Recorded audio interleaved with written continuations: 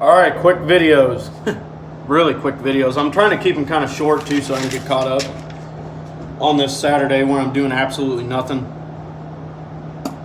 We got a 3-day weekend, so most of my friends went back home. I live 4.5 hours away, so I just stayed here. We're going to try to have our first flag football practice Monday night when everybody comes back, when it's cool. And then Tuesday we're supposed to have like a pregame. Or how do I explain it? A preseason game, basically. Now, I've heard a couple things. I've heard that the guy who's running it is going to mix up our teams for whatever reason. I'm not going to do that. I've got my 8 guys. He wanted people to get an 8-man team. If he mixes it up, I'm out. I'm not going to do that bull crap. We're grown men. We're college students. We can pick our own teams. If these other teams pick their guys and they're not as good as mine, that's not my problem. We came together, we formed a team, we got 8 really great guys. They all wanted to play together. I'm not going to play with anybody else. I'm not going to show up. I'm not going to play a pregame with these guys or a preseason game and then show up for game day and then he's just like, oh yeah, we're just going to switch this up. No, I'm not going to do that. I will literally walk away and I will not play. That's total shit. That's unexcusable. There's 2 things you can do. Pick good guys to play flag football or beat us. Not switch teams because one team has a lot of really good guys on it. So anyways, that's a different subject. Chiefs versus Raiders. We ended up winning this one 28-10. So the goods and the bads. The defense here's the good thing. So the defense got off kind of slow, and it was a 10-0 game in the first quarter. The Raiders were ahead 10-0. They got off pretty slow. Derek Carr and the Raiders played our defense pretty good, honestly. They were throwing real short passes, and they were just kind of small balling it down the field. But after that, the defense just played brutal.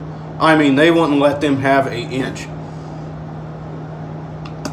There was a couple times later on in the game when the Raiders pushed it all the way down the field, and Derek Carr does what Derek Carr did last year, get flustered when he's behind, make weird mistakes, throw passes where there's not even a wide receiver. Hell, they got down there, I think it was in the 3rd or 4th quarter, they got all the way down to like the 3-yard line, and he went to throw a fade pass, and the wide receiver was trying to block. So, I believe it was Brashad. Yeah, it was Brashad Breeland. He just turned around and picked it off. I mean, it was that easy.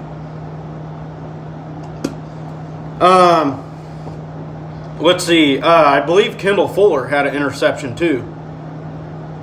The offense got off really slow, but God, did they explode in the second quarter. All 28 points came in the second quarter. Patrick Mahomes threw for I think it was 300 and something yards and 4 touchdowns in the second quarter. We had another massive touchdown in the third quarter, but it got called back to a holding. We put Shady McCoy in there to block, and he hooked a guy when he was coming in, and it was holding. But that was another deep ball. McCole Hardman got in on the action this week. He scored his first touchdown. I mean, we just roasted him deep in the second quarter. Third and fourth quarter, once Andy Reid seen that his defense was playing, he was a little bit more conservative with it. He was running the ball more. One thing I will give Oakland is they did not give Shady McCoy an inch. I mean, he had a tough day all freaking day. It was really tough for Shady McCoy. The running game was basically non-existent. But our passing game couldn't be stopped.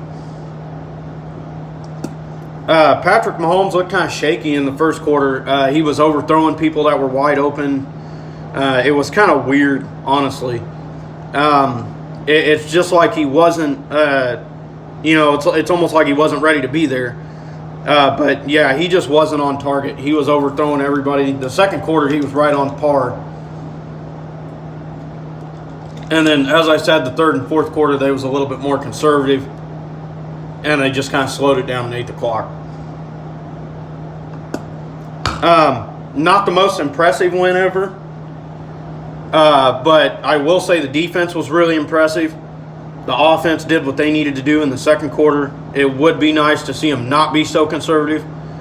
But it is what it is. A win's a win. Divisional games are always hard, and to beat a divisional team 28-10, especially with how well the Raiders played on Monday night and going back into their house for the last time in Oakland,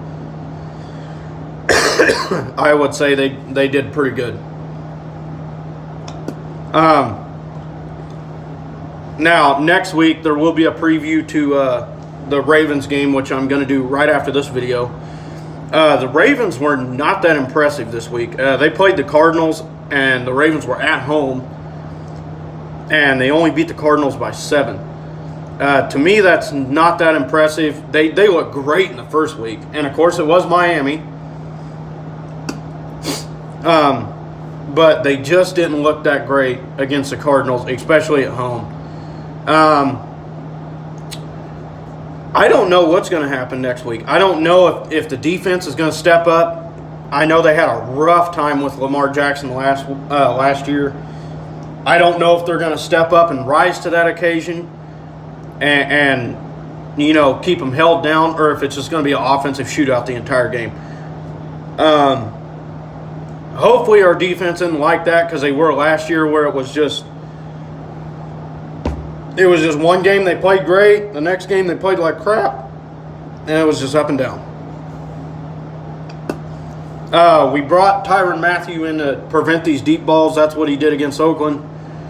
But if I was Baltimore, I would take what Oakland did in the first quarter and just repeat that the entire game. Just play small ball, throw it short, run it with Lamar Jackson and Ingram. Ingram is a beast. Lamar Jackson is hard to stop.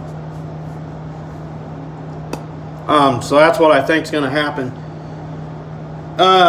Of course, they're going to look at what Oakland's defense did against us in everything but the second quarter, and they're going to try to mimic that. But in my opinion, if Baltimore's given a rookie quarterback and the Cardinals, of all people, 17 points, I think Patrick Mahomes will be all right. So that's pretty much my follow-up on the Raiders. It's good to go into Oakland for the last time and walk out of there victorious. That's always a plus. We're 1-0 in the division. We're 2-0 overall. We're first in the AFC West. There is a lot of 2-0 teams, though. There's a lot of 2-0 teams right now. And it's way too early to be talking about that kind of thing, but it's always good to win divisional games. And there's nobody else in that division that's 2-0 right now. So we're in a really good spot. But I can promise you, even though it is our home opener this weekend, it is going to be a tough opponent. They come to Kansas City last year, and they played us really tough. So I guess we'll see what happens. After this video, I'm going to do the keys to beating the Ravens. And then after that, I'm going to do my I got to do my week 2 follow-up. Then I got to do the keys to beating the Ravens. And then I got to do my week 3 picks. Now, as you guys already know, the Titans and the Jags already played Thursday. I already had my picks in before that. I already had them written down. I just haven't done the video yet. Before I get hounded for picking the team that won, which is weird because we blew them out. But they didn't look that bad on